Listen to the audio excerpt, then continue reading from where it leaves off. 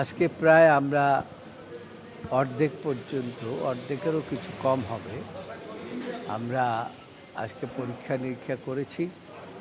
তার মধ্যে কিছু কিছু বিষয়ের উপরে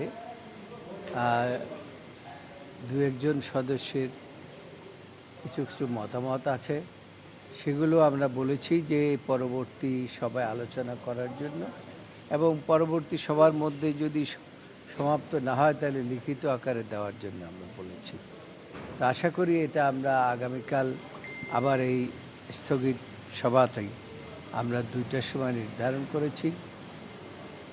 সেই জন্য আমরা মনে করি যে সকল সদস্যই আজকে যারা উপস্থিত ছিলেন তাদেরকে আবার এই বিষয়ে জানানো হবে। কালকে দ্বিতীয়বার বসব, দ্বিতীয়বার বসে যদি আমরা সমাপ্ত করতে না পারি তাহলে আবার পরবর্তীতে বসা হবে।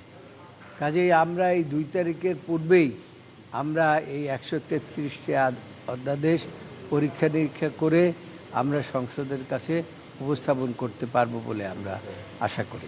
সেক্ষেত্রে ভেটিংয়ের জন্য কবে এটা সংসদে উপস্থাপিত হতে পারে? সেটা এর পরবর্তীতে সংসদ নির্ধারণ করবে, তবে সম্ভবত 1 সপ্তাহের মধ্যেই এটা উত্থাপিত হতে পারে।